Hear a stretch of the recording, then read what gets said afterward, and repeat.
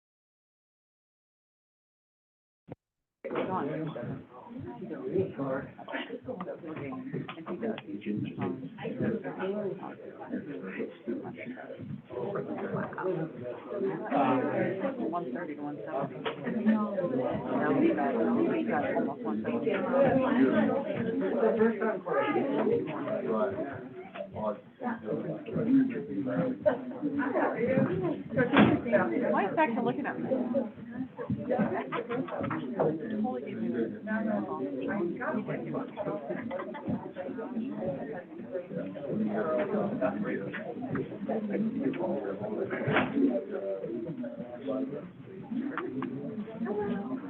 Don't trip. You're gonna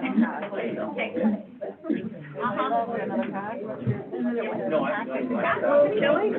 Exactly like the other pad. How many cats do you have? 4. That's a perfect number. Don't say it like that. One. Kind of for FSA, and we are a sponsor sale. Well, you should be commended for doing that.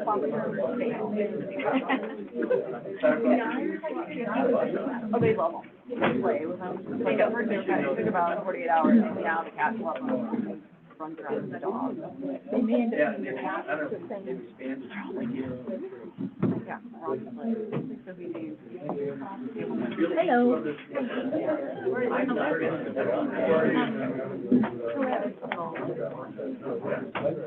Correct. Yeah. Last I heard. Oh, she's out of town. Like she. Oh, they do, yeah.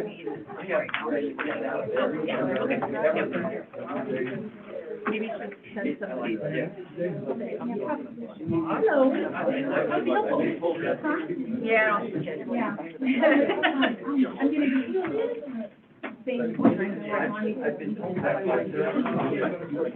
Kelly, come on up.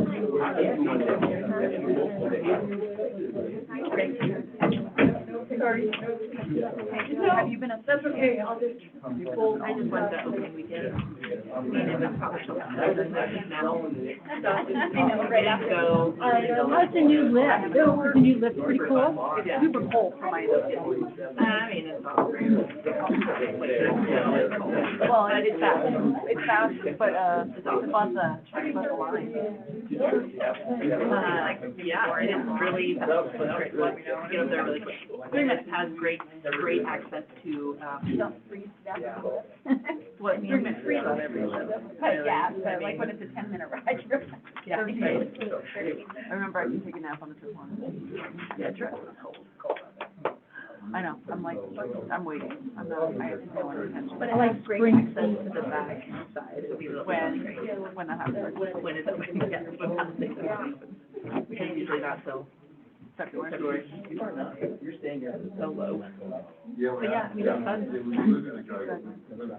I'm hoping we can get it, it'd be really great to have that. your voice gonna come Going on the,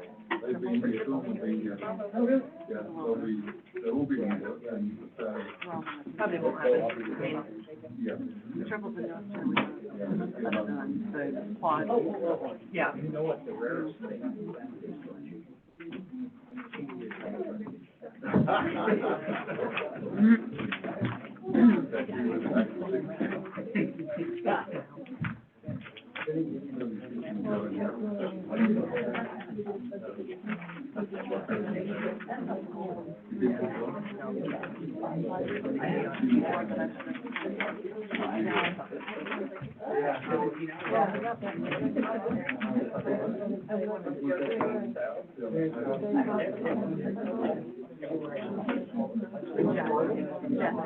I got one of your fun emails.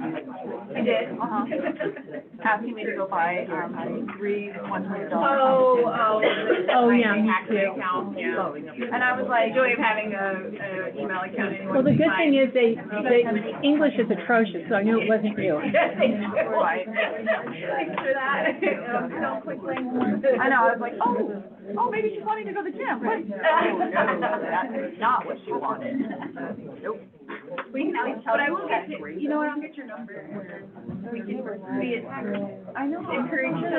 You're the only other person I see there at 5 a.m. There were other people there at 5 a.m. and I was a little put out. You're like, what are you doing here? It's my time. Anyway. All right. That's crazy.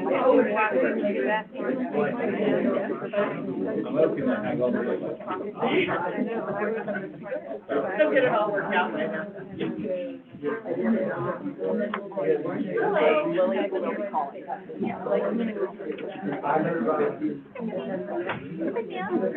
Full house.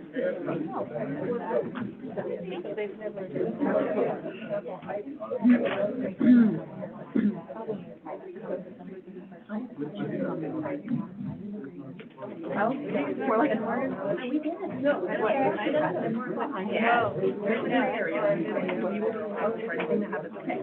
you going out? You like that? Yeah. They don't do that anymore. All right, the meeting will come to order. Please stand for the Pledge of Allegiance. I pledge allegiance to the flag of the United States of America and to the republic for which it stands, one nation, under God, indivisible, with liberty and justice for all. Thank you. Please be seated. Roll call. Arthur? Here. Battle? Here. Daniel? Here. Urban? Here. Eaton? Here. Ronnie? Yes, here. Thank you. Next up is warrants payable. Who is covering that? I am. We have almost $1 million. The end of the year push. I just wanted to point out that $182,000 is a pass-through to the Community Foundation for a CDBG grant. And then $462,000 is a stormwater payment to the Wilson Brothers. Lonnie thinks it's one of the last payments for phase 1 of the sewer project, so that's good news. So I would like to make a motion to approve warrants payable in the amount of $995,659.98. Any discussion? Roll call. Battle? Yes. Daniel? Yes. Urban? Yes. Eaton? Yes. Steve? Yes. Ronnie? Yes. Thank you. Next up is minutes of November 14th and November 28th. Does anyone object to doing them both at the same time? Yeah, I do. I'd like to do them separately. Okay, then we'll do the minutes of November 14th. Does anyone have a motion? I move to approve the minutes of November 14th.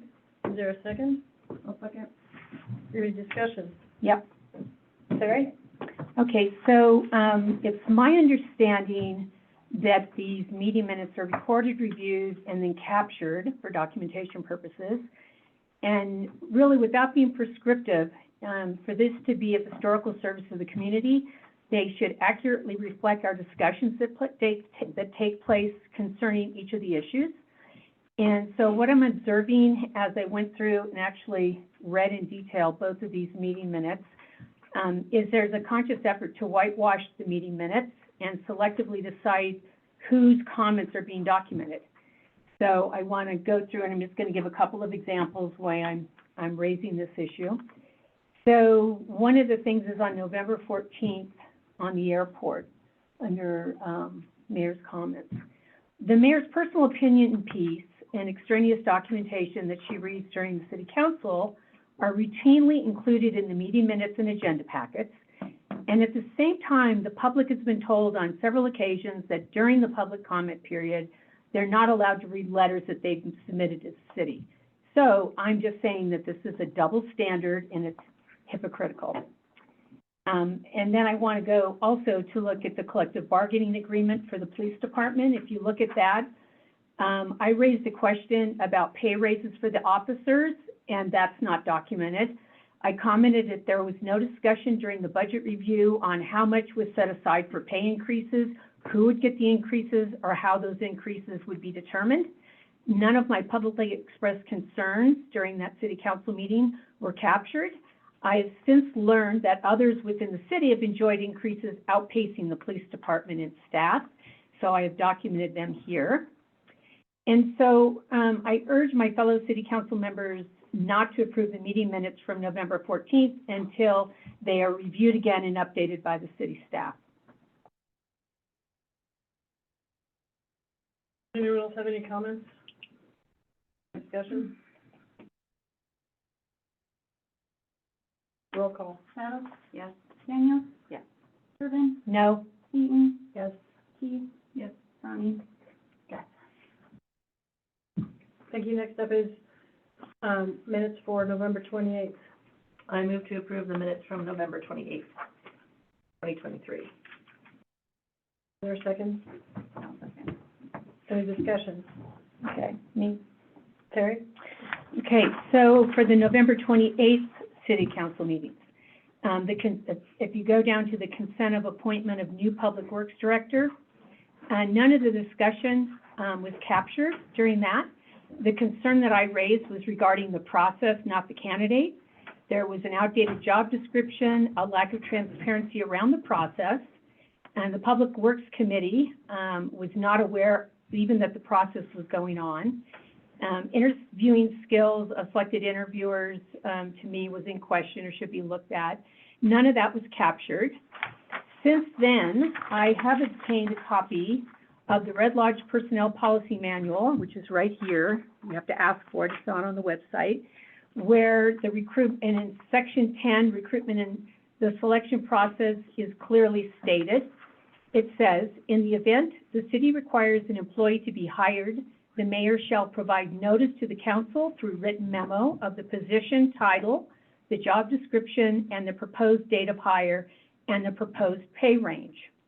None of this was done for that hire, and that was not followed by the mayor. I have since learned that the city will be interviewing a candidate for the Director of Planning on December 18th. I would hope that other CC members join me and hold the mayor accountable to provide this documentation to council this week. And I'm hoping Kelly can drive that as the president of the city council. And then if we go down to the general fund budget presentation, there was no link, again, presented to people so that they could easily find this or a way to find it. There was also discussion, so I made a comment last meeting that if you were able to find the presentation online, you would see that none of the questions or suggestions posed during the budget review cycle in July, where we had a meeting, were addressed. That wasn't captured. And then we also made a motion and voted to continue the budget discussion today, and none of that is included in the meeting minutes. So again, I'm going to urge my council members not to approve the meeting minutes until they're updated for the city, because I feel like, again, it's important to have things captured accurately. So I just want to make a closing statement on this, that I'm going to provide my written statements to Lonnie, and I would like these included in the minutes for this last meeting of this administration. In addition, I will be providing this information to the Carbon County News and to the Montana Independent News with the hopes that they will find some of my comments noteworthy. So you may ask, why is this relevant, given this is the last city council meeting of this administration? 4 of the people that are up here right now, that are sitting here, will be returning next year. And this should matter to them, that things aren't captured correctly. So I do want to say that I'm very optimistic that in 2024, with the new leadership, we will have positive changes to Red Lodge. And please be assured that I will be working with the administration and others in the community to ensure we add transparency and accountability to city issues that are important to our community. That's it. Did you want to amend the minutes at all? I mean, I'd like to have them, like I say, I'd like to see, amend them. what's that? We could move to amend, you know. Yeah, some of that'd them. be fine. Like, don't have to necessarily, if there's something that you want added to them, we Well, can what amend it. I don't have anything specific. I'm saying that the things I looked at were things that I remember talking to specifically. But again, I believe that these are recorded, if I'm not mistaken, right? And then someone goes through them and then captures a note. So I'm saying, I think that we could do a more thorough job, at least on these last 2 that I read, to make sure that they're accurately captured. Because again, you know, to me, the only value in having meeting minutes is for people in the future, if they want to go back on a particular issue or subject, to see what was discussed. And if it doesn't have that information reflected in it, then it's really not of much use to me. So I'm just saying, you know, I would like to see at least the last 2 accurate. That, I know that there's 2 different types of minutes. The planning board minutes are basically verbatim, word for word that happens, and city council meeting minutes are not. That's So, true. I mean, I think that our meeting minutes are more a summary of what's said and action items that are, correct me if I'm wrong, Lonnie. No, but you're correct. Okay, but, So the point of the minutes is to capture any action items that are done and the substance of the discussion. I don't do verbatim minutes, and it's not required to do verbatim minutes by law. okay, and I guess what I would say was hopefully, I'm going to pass this down to you to look, but I don't believe I, at any point, was complaining that you didn't get verbatim minutes. I'm talking about key points that were made when we had discussions that were not captured. And so that would be my, you know, and again, that is my opinion. People should go and read the minutes. I have my notes here, I'd be glad to provide. But I believe that if you look, I mean, all of the public comments and who stated them was clearly listed. And those were public comments, but yet none of my comments on any of these issues that I brought up were captured. So that's my observation. Is everybody able to review the video that we have online for, I mean, I always check the video if there's ever an issue. The audio is uploaded for every meeting. So if you want to know every detail that was discussed is in the audio on the website for the meeting minutes. I'd just like to add that, as the person who was responsible for recording minutes for the STR committee, I also had this question a while ago, and,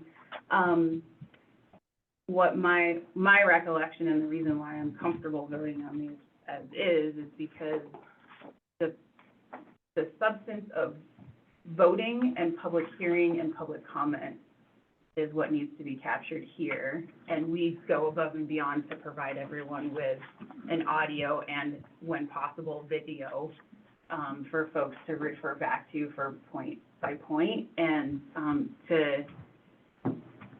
to try, I think it's adequate, and I think it's appropriate for the capacity that our community has, that our staff has, given that those parameters, which is accurately capturing public comments, public hearing, and the introduction of voting items or action items, they are complete here. I get that it's frustrating to not see, I've also been frustrated sometimes by not seeing the comments that I've provided, but they don't belong here. I guess I would just, and again, we can agree to disagree on this, but I'm saying some things are selectively included and some things are selectively left out. And I do believe this is whitewashing, and so that's my stand on that, but everybody has their own opinion. Just to clarify though, if somebody that does a public comment that has a written statement and hands it to me, I do include it in the minutes. So if you're gonna include that, if you want me to include those, because you read it off, they will be included in the minutes. Just like when the mayor reads her statement as part of the record. Can I ask a clarifying question? Sure. So, the part that you were talking about with the Public Works Director, the Mhm. hiring, and how Mm-hmm. the mayor didn't disclose things, so what document, you were going really fast, and I was Oh, trying I'm to sorry. follow along, but where Okay. it said that she was supposed to do that, and, Okay, and sorry if I went fast, I just had a lot to cover. yeah. So there's this document, which is dated April 9th of 2019. It's called the City of Red Lodge Personnel Policy Manual. And I was given this by someone who wants to remain anonymous, although it is public information. And I'd be glad to give this to you because I have other copies. But if you look on section 10, it specifically says recruitment and selection process, and it outlines exactly what steps are supposed to be taken. So I will give that to you. You may have it. And, you know, I think that's really, I'm a procedure person, but I didn't reference that. And so if you ever see something like that, it's always helpful to call me and let me know so that I can address it, but I can't really address it now. Right.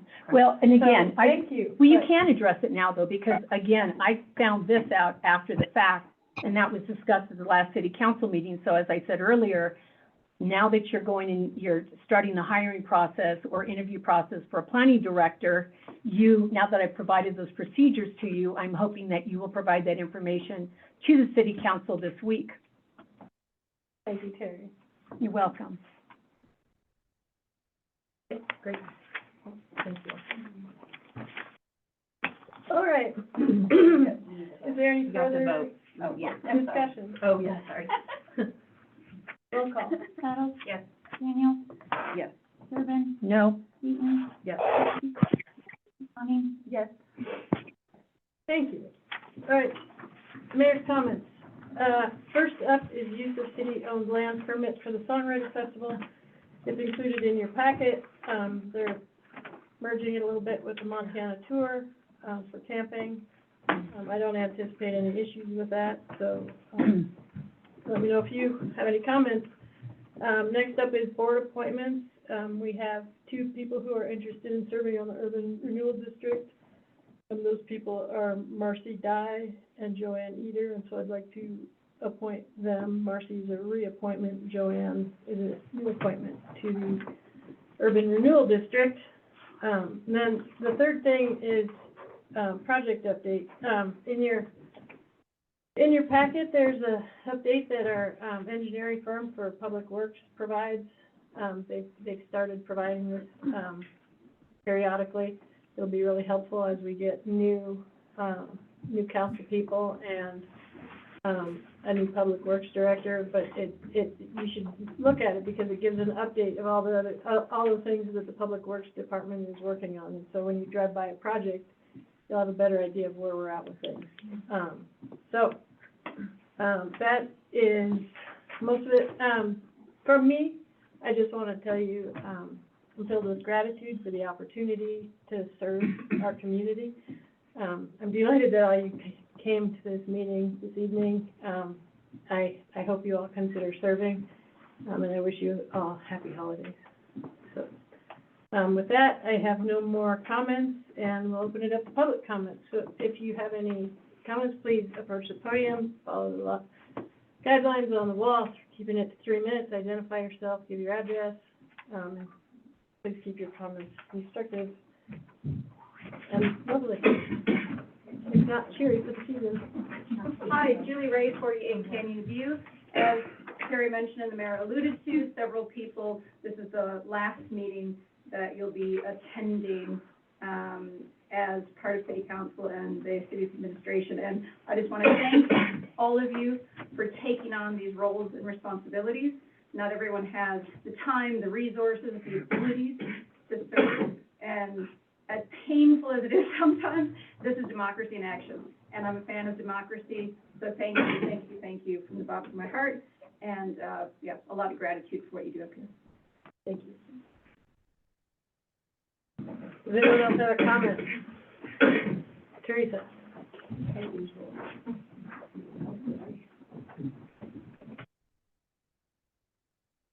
I have a prepared statement today. 3 minutes. 3 minutes. Mayor Cogswell, thank you for your service as mayor of Red Lodge these past 2 years. You worked tirelessly, full-time, to fulfill your duties to the city and our community while attempting the age-old impossibility of making everyone happy and enduring multitudinous snarky remarks and misinformation campaigns that I know about. It's been quite a gauntlet. Because we normally hear so many negatives and complaints at council meetings in search of the perfect, which is human nature, I'd like to shine on some of the positives and celebrate the things that you have guided the city through the past 2 years together with city council and city staff, and not in any particular order. Number 1, the flood. Thank you for navigating all the city's relationships regarding county, state, and federal organizations jointly responsible for our recovery. And thank you for ensuring support of our city planner and floodplain administrator so that she had the resources and interagency training to bring Red Lodge along for this recovery as well as for the future. Thank you for ensuring the necessary tools and oversight to complete the new pool construction with Public Works and then establishing and appointing a new pool advisory committee. Thank you for the provisions of cannabis businesses in Red Lodge because the city must have, due to the countywide yes vote accepting legalization of recreational marijuana. And then thank you for the following resolution that provides a fair process for the selection of the 2 city-allowed marijuana businesses. Thank you for the adoption of the 2022 zoning regulations that wouldn't have been possible without including provisions for the marijuana businesses.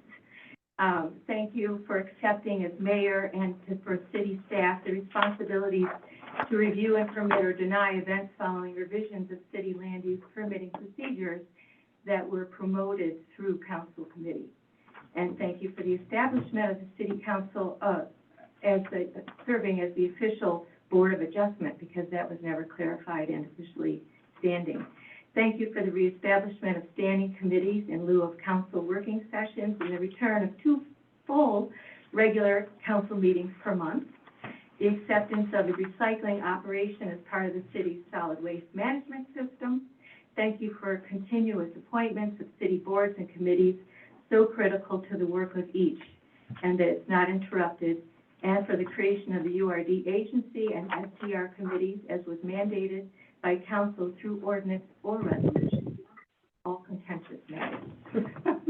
Thank you for ensuring continued employment contracts for our public works director, beginning of your first year, and the renegotiation of law enforcement's union contract to keep our police force in operation despite the lack of any action to produce grant application or increase funding that would have helped to bridge gap of those salaries, increased salaries.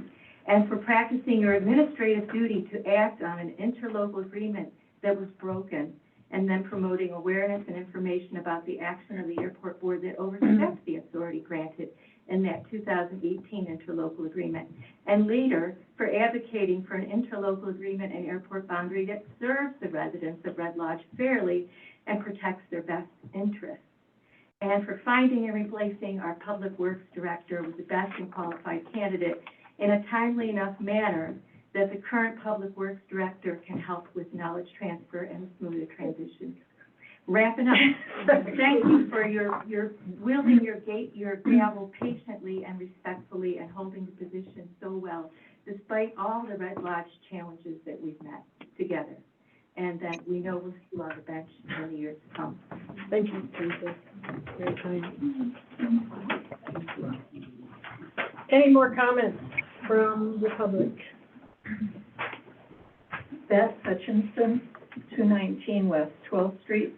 I'd like to reference the discussion on the minutes. I find that it's important for people to be able to access them fairly conveniently, and if they are going to be limited in what they cover, it would be super helpful if the minutes had what time in a video or in an oral presentation a particular topic came up. And if there was quite a bit in there or something like that, to make a note of that, and possibly at the beginning of the minutes to state that they are clearly not verbatim minutes and that a lot of material has been edited to the side for convenience of presenting the overall picture. Because if I wanted to find something out, number one, I'd have to wait till the library's open.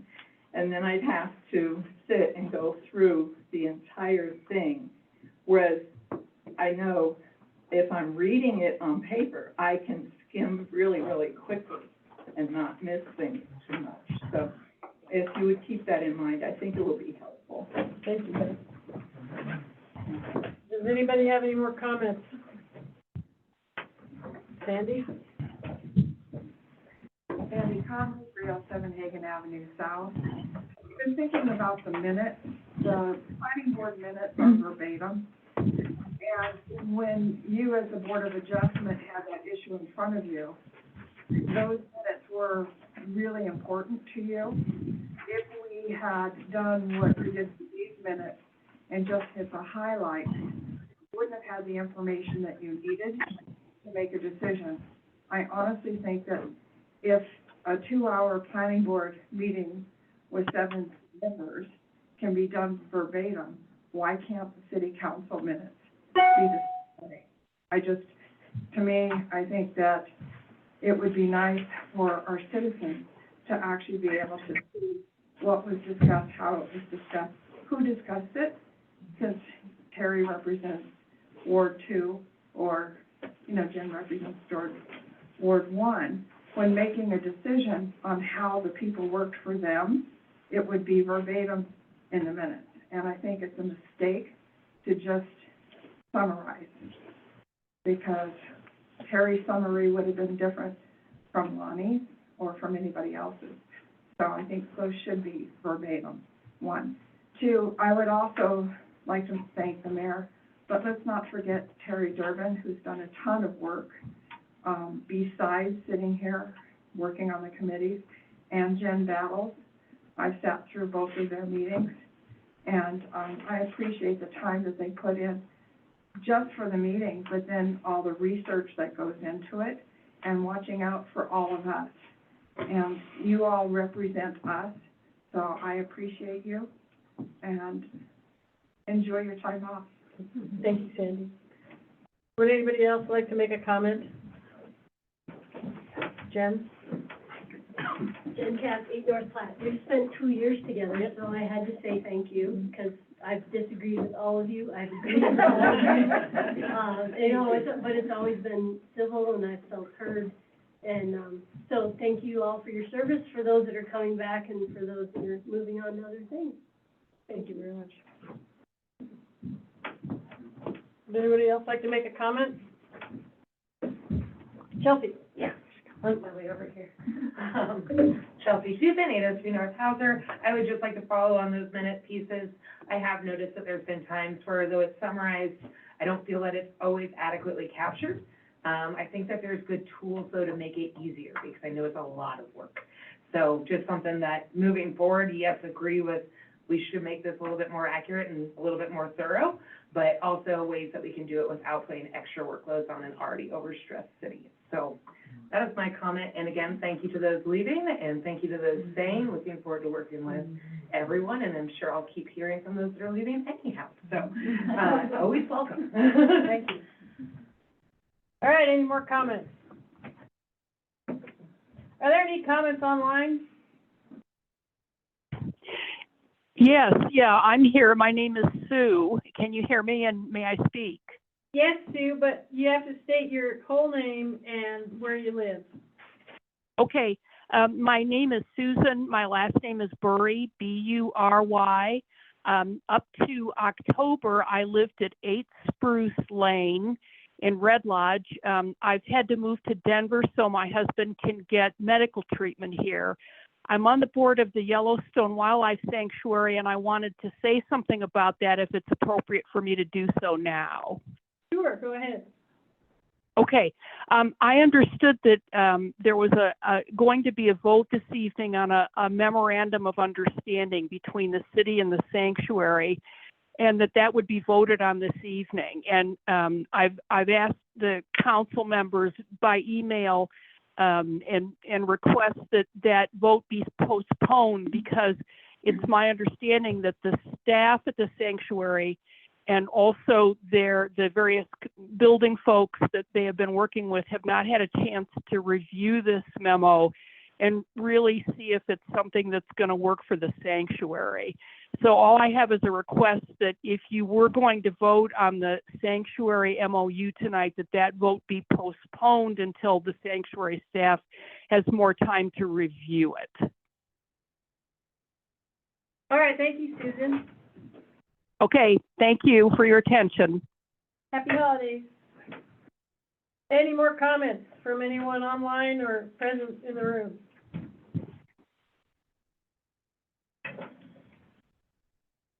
And then I have a Christmas surprise for you. I forgot to get council's consent on the appointment of, The order.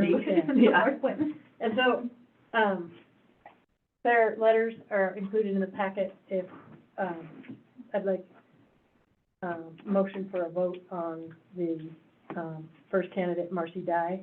I move to approve Marcy. That's That's a a reappointment. Oh, sorry. That's okay. Is there any discussion? Roll call. Battle? Yes. Daniel? Yes. Durbin? Yes. Eaton? Yes. Keys? Yes. Lonnie? Yes. Thank you. May I have a motion to permit Joanne Eder to serve? I move to approve Joanne Eder. I'll second. Any discussion? Roll call. Battle? Yes. Daniel? Yes. Durbin? Yes. Eaton? Yes. Keys? Yes. Lonnie? Yes. I believe that. The only Christmas surprise I have. All right, next up is standing committees, and Jen Battles put together a very nice general fund budget presentation for all of you who weren't here last time. She's offered to do it again, so, stay seated in your chairs. I'm sorry we're going popcorn, but Jen will give us this presentation. The one that she gave last week is also available online, and this one will be available also. Go ahead. So, just to clarify, this is the same exact presentation I gave last time. It is a selection of options for improving Red Lodge's general fund as discussed by the admin committee so far. There was talk last time about maybe we wanted to do a presentation to the community outside of a city council meeting, and I would be willing to do that if the next administration would like me to, so I'll just say that. Options for improving Red Lodge's general fund, public presentation. Purpose of the presentation is just to provide a general overview of some basics about the budget and to put the general fund in some context, describe the admin committee's perception of need to increase our general fund and timelines, go over a brief summary of the possible courses of actions that we have identified, and then outline our recommendations, including next steps.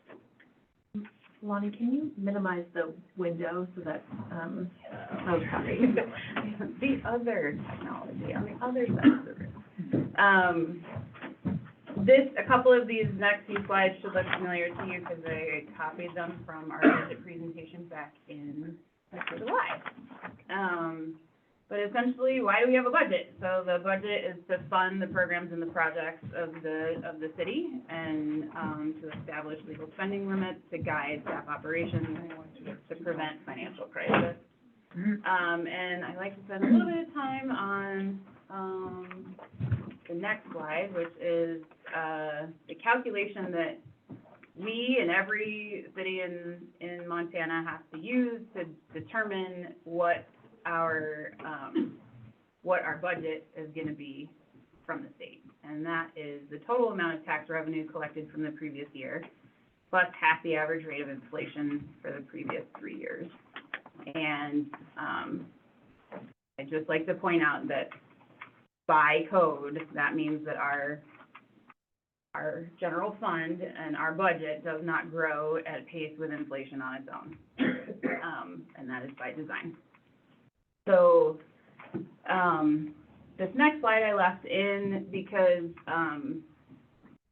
as a property owner myself, it's counterintuitive to me, and I think to many people, to understand that just because our property taxes have gone up does not mean that our community has more money to spend on executing everything that the general fund is supposed to execute, and that our budget is supposed to cover. And so this slide kind of highlights that, and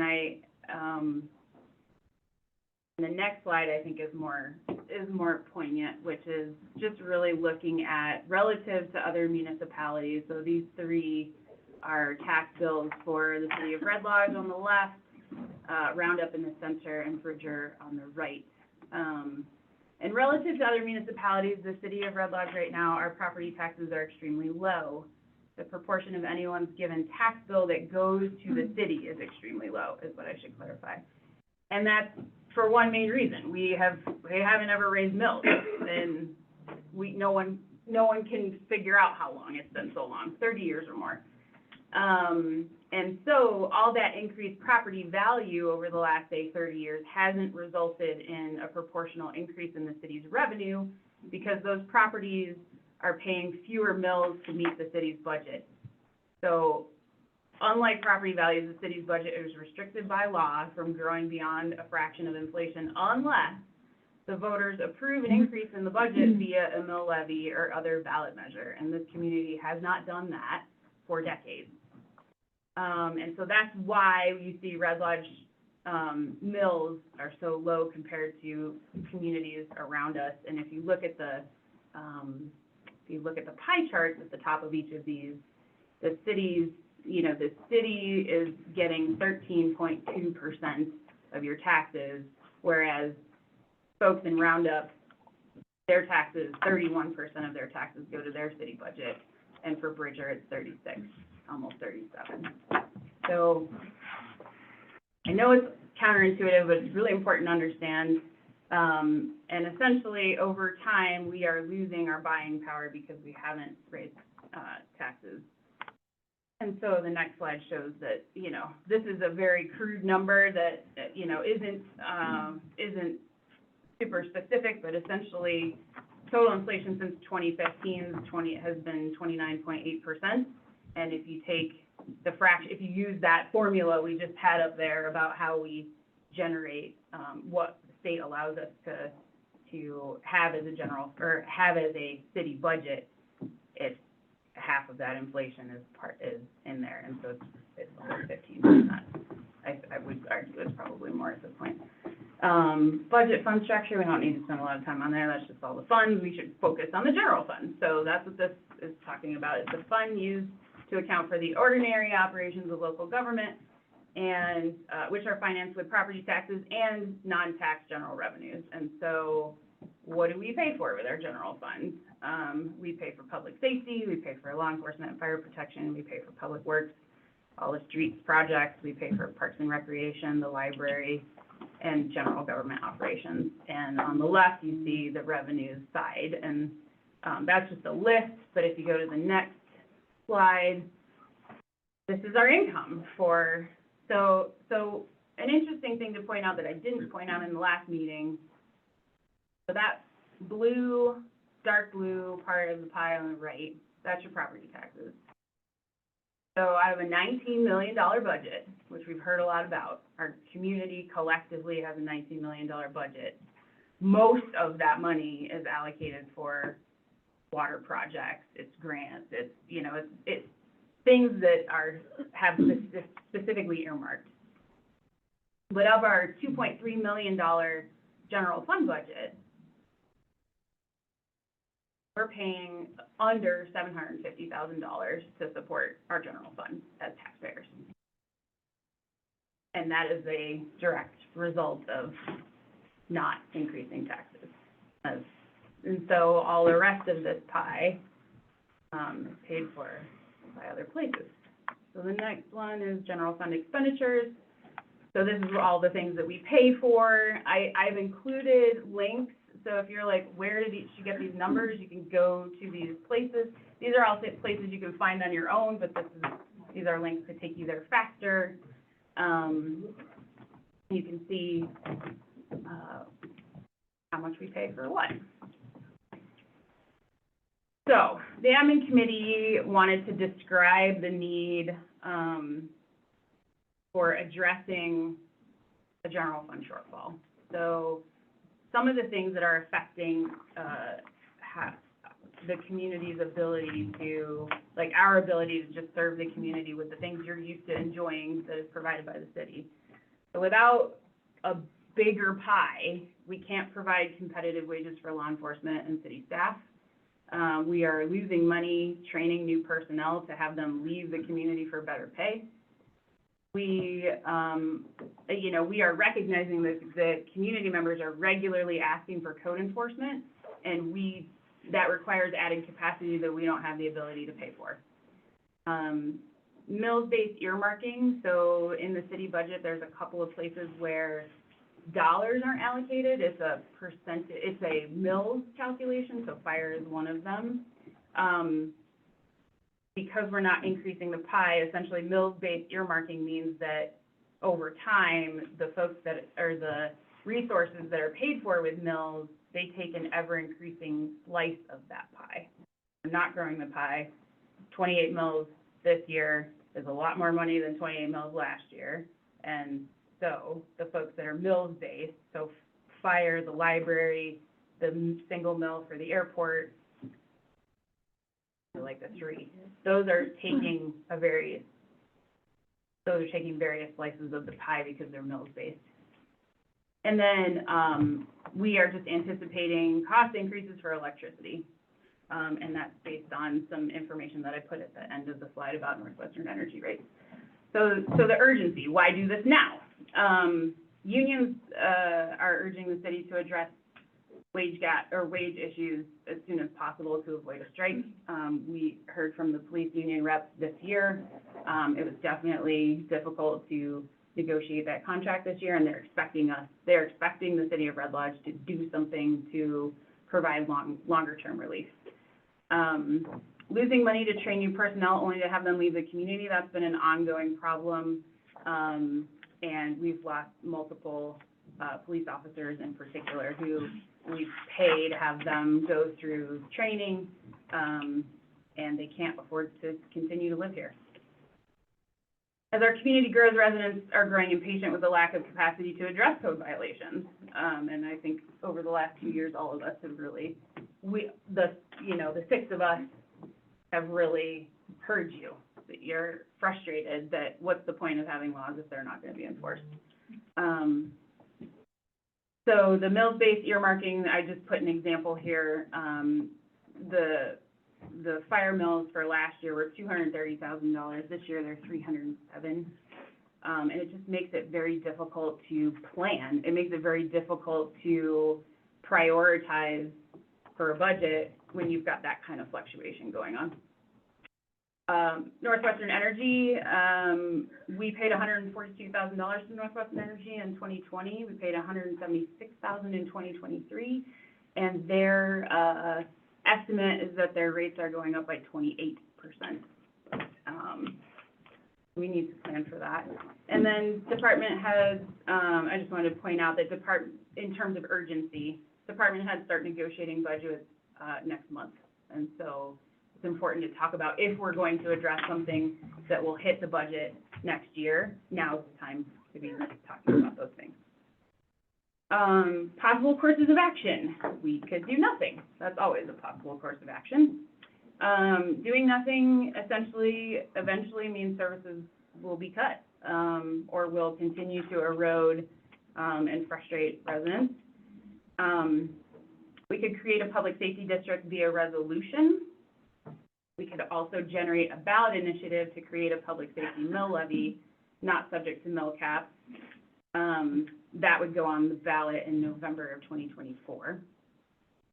We could generate a ballot initiative to create a public safety district, so instead of doing it via resolution, we could pose it to the voters. Again, that would be on the November 2024 ballot. We could annex the city of Red Lodge into the current fire district. That is via property owner's petition. That's how that has to happen. We could renegotiate for fire services to be provided based on a dollar amount with an inflation increase rather than set mills. We could identify possible resort tax deferrals for fire department budget items when appropriate. And we can review budget allocations that are mills-based in general to explore doing possible cost-saving options, including not having them be set via mill. I do want to make a note here about grant funding, because I've heard lots of folks say, look, if our general fund's too small, we just need to pursue more grant money. And as a grant writer, I would say grants are an excellent resource to leverage your tax dollars. I think we should pursue grant funding whenever possible. I think to the extent that the city staff could provide capacity to do that, we should do that. However, grants are short-term solutions typically. They're poor tools to provide sustainable and consistent funding, particularly for general fund needs, and they are not long-term solutions to the shortfall. So do it, but do it in conjunction with some other things. Recommendations of our admin committee.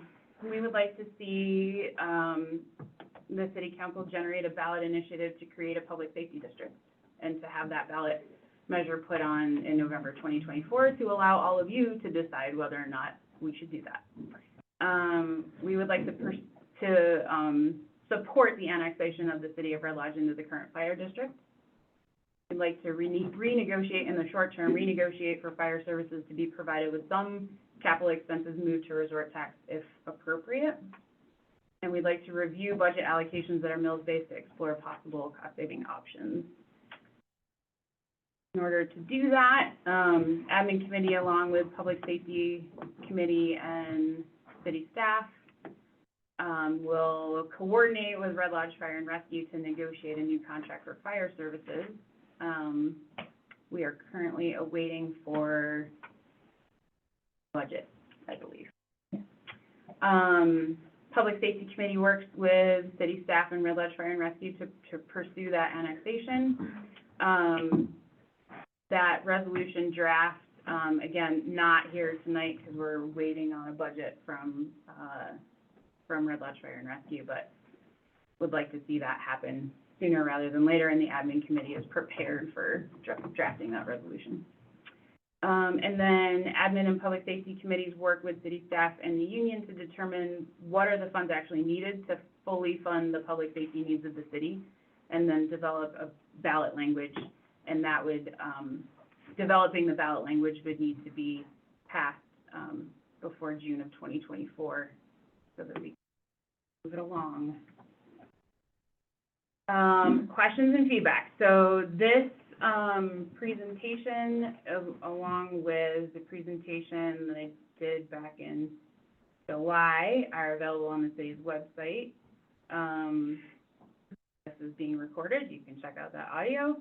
And then any questions would go to Jody, and that's her email. And then, Chris, did you want to mention something about the audit answers? This is I really don't have anything new since the last meeting, so, no, not anything specific unless people have questions and have the answers. okay. So those answers are all there. Okay. So that's that, and I hope that all of you know a little bit more about the budget than you did 20 minutes ago. Thank you very much.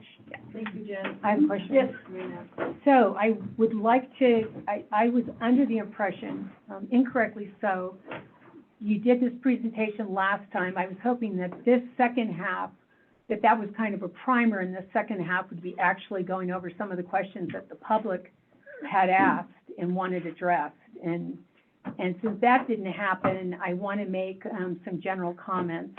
Knowing that this is the last meeting of this administration, I wanted to just maybe go over to me what are kind of highlights and things that I'd like people to consider next year when they're looking at the budget. I alluded to earlier when I talked about the collective bargaining agreement for the police department and the information that actually I didn't work up, but somebody did for me, went back and looked through the information. When we're talking about how to fund the police department, I was sort of surprised to see that as far as compensation, when we look at kind of like jobs, we break it like at the library, city clerks, and police, that the library in 2023 had a 13.7% increase, a 12% increase in 24. The city clerks, a 12.7% increase in 23, a 10% increase in 24. And then when we look at the police department, we see a 4% increase in 23 and a 3.8% increase in 24, which goes back to my original question, which was this conversation never happened, at least in city council, but, you know, what was the pot of money that was up to be split for compensation? Who made that decision on who got what, and what was that based on? So I did want to bring that up. And again, that's something to think about as we go into as you all go into the budget cycle for next year. A couple of other things based on, I kept going back to the website to look to see if any of the things that the public and some of the city council members had put forward in July had ever been addressed by the committee.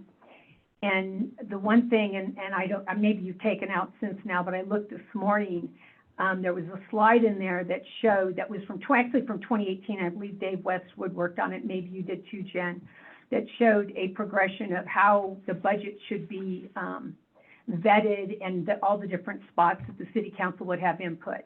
None of that happened last year, and it didn't happen this year. And so one of the things I had pushed for was to take that slide out, since it wasn't representative of what actually happened, and that the city council didn't actually have a chance to even see the budget until it was released to the public. So I don't know, did you end up taking that out? So I actually, I'm glad that you brought that up. So I did not take it out. What we did do was add a statement at the bottom, because a good portion of the things that are on here, we did do.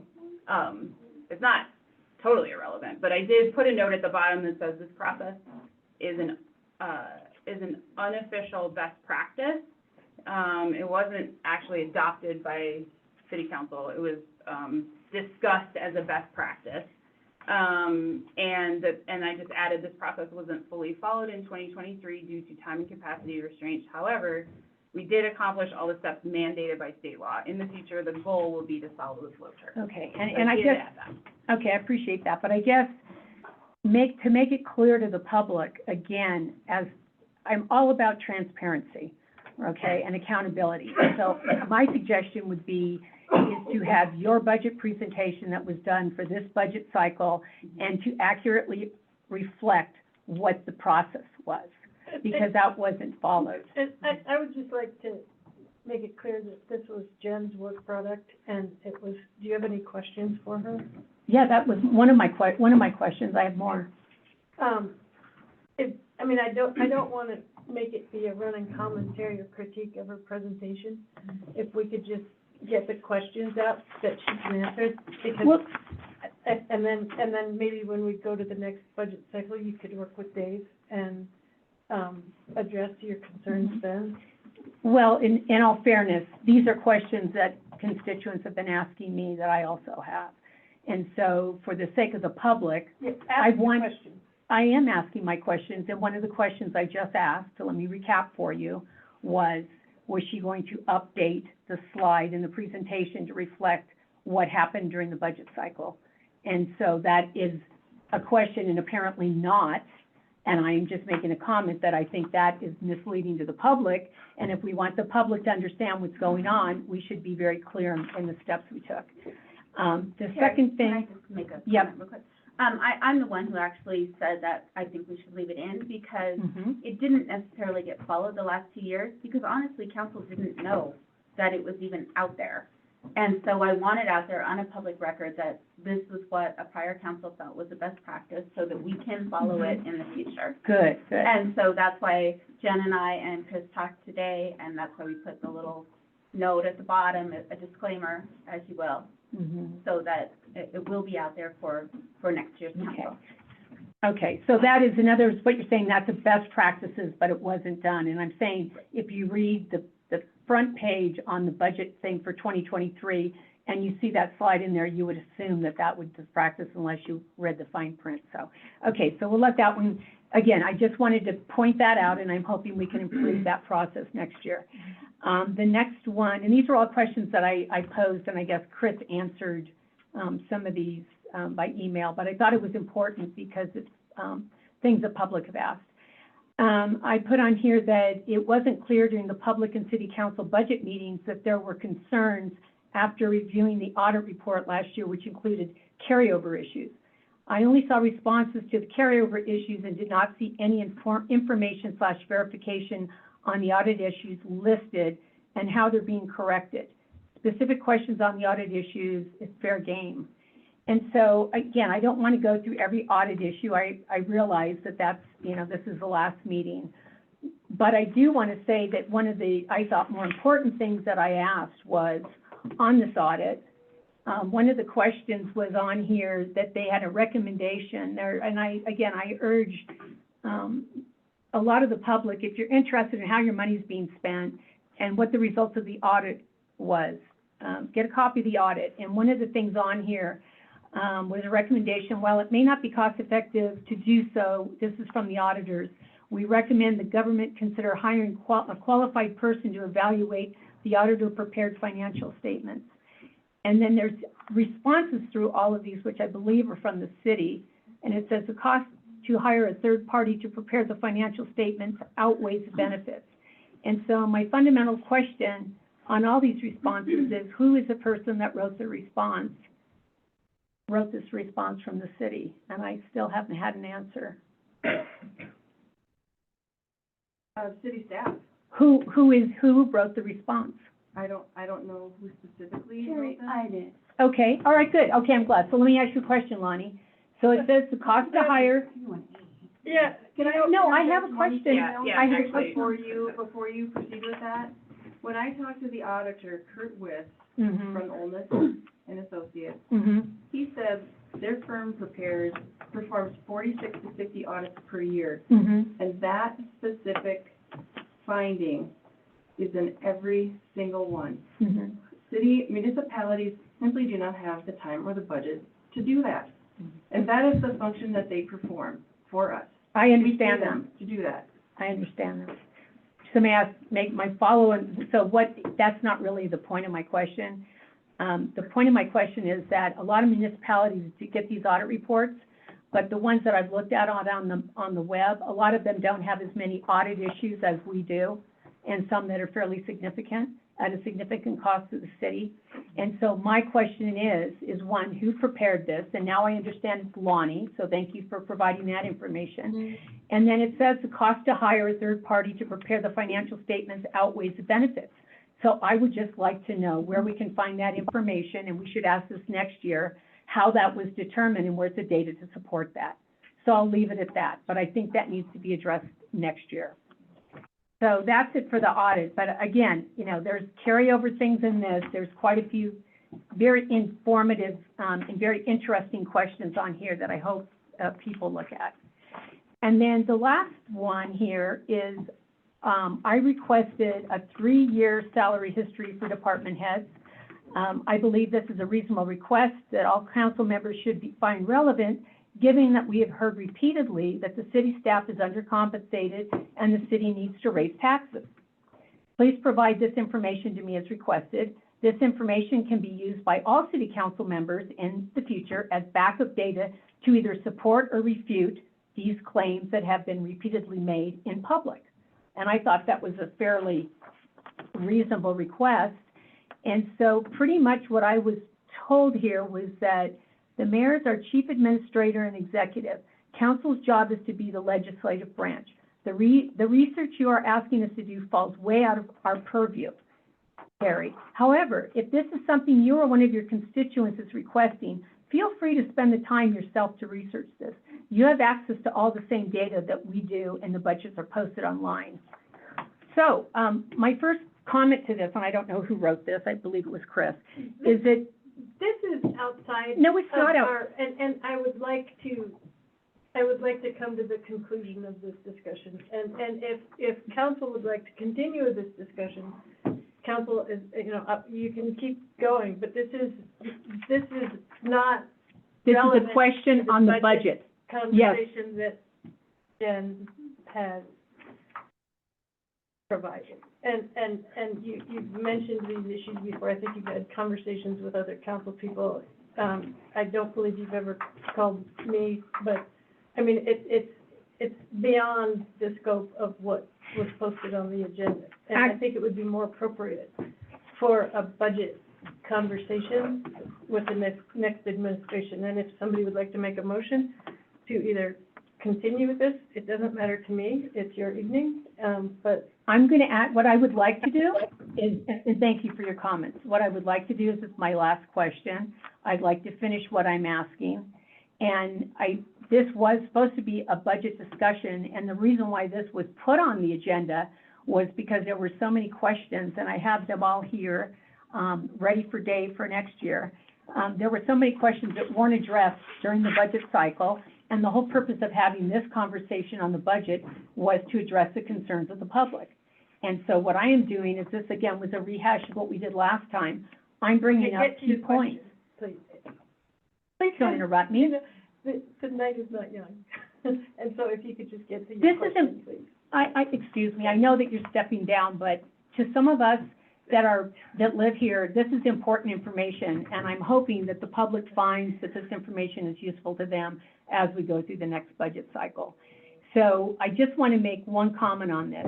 While the mayor is our chief administrator, it is up to the city council to be the check and balances, and that's why it requires us to vote and on the budget and to make a pass-through on it. So, that's the whole reason why the city council is here. And so that was my reason for this question. And so, we will save this again till the next budget cycle, but I just think it's sort of, very interesting that someone that's on city council that has asked these questions about salaries, which I think is very reasonable considering every year people are getting raises, to have clarity around that I'm told the FOIA, which I did talk to Dennison. And so I formally FOIA'd this on December 4th. And so I'm hoping and expecting to hear some sort of a, something from, I believe it would be Lonnie, on my request, in 10 days. Huh? I emailed it. Okay, good. All right, thank you. And can I respond to that, Terry? Since Sure. that was my email you're referring to. Mm-hmm. Just because you asked for something, we've all spent collectively many hours on this. And just because you ask for it, doesn't mean that I am gonna spend my time to answer it for you, because you have access to everything that we do. So that was my point. If you wanted to know that, Mm-hmm. you can find it. And I guess I'm my, not gonna spend my time on it. okay, I get that, but I guess your lack of intellectual curiosity is bewildering to me. This is a question that has been. That's enough, because we don't belittle people and I'm make not comments, belittling. and that's enough. Terry, thank you. We Just will a move on, second. because, that's beyond the rules. What I am, The rules say that you cannot insult people. I'm not and that was- insulting. and- yeah, I am saying, at the All right, end okay, of the we're day, done. I want to And make it's one more submitted. comment. No, we're done. I am just We're gonna move asking on. one more We're comment. moving on. You're welcome to submit it, and they can answer it at the next meeting. We're gonna move on. If there's anybody else who has a question with the general fund budget presentation, then please ask it now. Thank you, Jen, for doing that. Yeah. For a third time. You did a good job. Next up is public health and safety. There's nothing from that committee. And then we have, Yellowstone Wildlife Sanctuary MOU, for action. Right, so, as Sue Berry alluded to, at the Land Use and Planning Committee meeting today, it was requested by the, Yellowstone Wildlife Sanctuary, director, that we, table this for now, that we not act on it tonight because the staff and, the board needs more time to review it. So, we'd like to make, the motion to table this, or I would, as the chair of the Land Use and Planning Committee, make the motion to table this MOU until a further. I'll second that. Any discussion? Yeah. Yes, I have a comment to make. So, one thing I wanted to point out on this MOU is that the Wildlife Center is extremely important to Red Lodge. They've had over 15,000 visitors, with at least 40% of those coming from more than 100 miles away. In addition, they paid resort taxes on $187,591 in sales revenue in the last 5 years. And so I hope that when we look at this MOU, that we put a lot of thought into this and we actually get a presentation on what the actual issues are and what the trade-offs are, and we have data behind that. I know that there's been some problems in the past with, snow being stacked by the sanctuary and flooding out parts. I know that they had some problems this last year with equipment that was parked and people didn't realize that the sanctuary was open. And so I know that at a significant cost, they're moving the fence, which is needed for the recycling center. But I'm hoping that the city works with them and that this gets a lot of transparency and visibility with the public into what the issues are, and the city is a good neighbor to the sanctuary and comes up with something that really does work for both parties. Any further discussion on the motion? Roll call. Saddles? Yes. Daniel? Yes. Durbin? Yes. Eaton? Yes. Keith? Yes. Ronnie? Yes. And then one other thing that, the Land Use and Planning Committee talked about today, it's not on the agenda, so I am I'm making a motion to call a special board meeting, to talk about the possible extension of the dissolution of assets of the airport. Second. Thanks. Any discussion? I have a question. So we passed the resolution 2 weeks ago, and we passed the boundary thing like a month ago. So what has been the delay? You have that Backwards, split. okay, fine. So bottom line, what has been the delay factor for that? Everything has followed the standard city protocols, and it's been provided to the county. So it's been provided to the county. When was that? When was that provided? It was provided today. Oh. It was passed at the last meeting, Mm-hmm. and They have 30 days to respond, Mm-hmm. and 30 days will put us past the December 31st date. So we want to, Chris, Jen and I met with Dennison this afternoon, Mm-hmm. we are concerned about the gray area that will exist, that we've been trying to avoid this entire time with all of the work that was done by the airport boards and committees.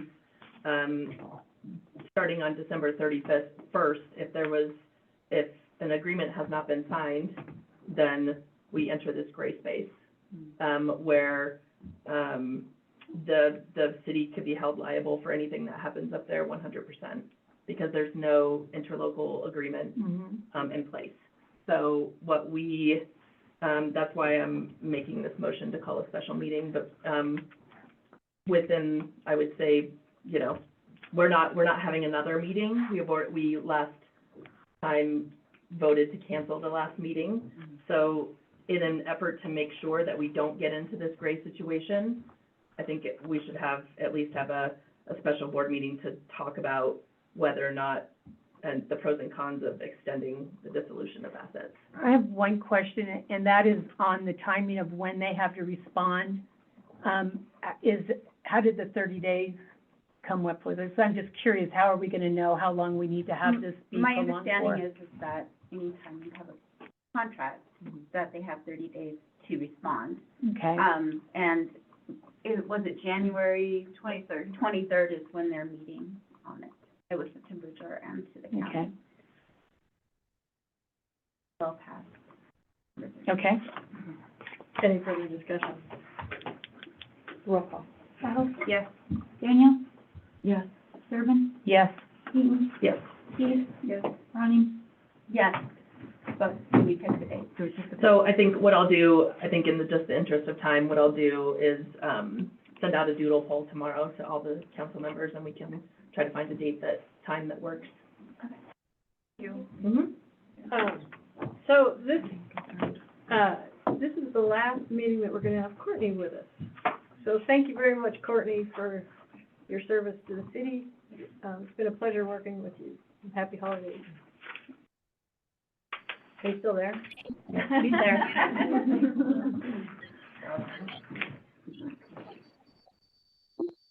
Oh, we can't hear you. She's trying to talk, but we can't hear her. Are you speaking?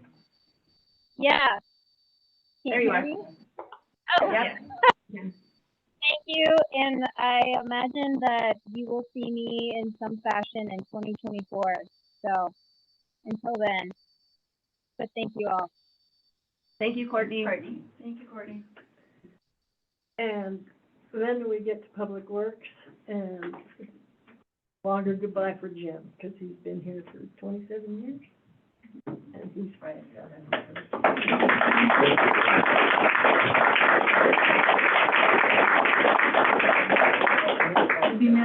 Thank you, Jim. I appreciate it. It's been a long haul, and it's never gonna change. The city's got a lot of work ahead of you. Been that way for 25 years, and I don't see a change happening. It's not an easy job. None of you have an easy job, but you need to, these are the people you represent. I'd like to see more community input, more public meetings with a lot of public. You see a lot of the same people come to this meeting. I think the city needs to have meetings in the civic center or at the field down there. Have meetings where you invite the public to actually discuss some of these things you're doing that they have no idea. These few people, and the word of mouth doesn't travel near as good as it should, but I believe you need to actually invite all the public in. You got a question here, we're gonna have a meeting on this discussion or this discussion, because you need more input. The same people I've noticed over the years come here, the same people that come here, but I don't think it gets that much further into the general public. And I just think that's something that the future council ought to look at, is having some bigger public meetings and whether you can hold more people. But thank you, it's been a long haul, and it's, I'm not gonna miss it. Well, congratulations. Enjoy your retirement. Well earned. And if there's any further correspondence that's in your packet, and with that, we're going to adjourn. Happy holidays. Thank you.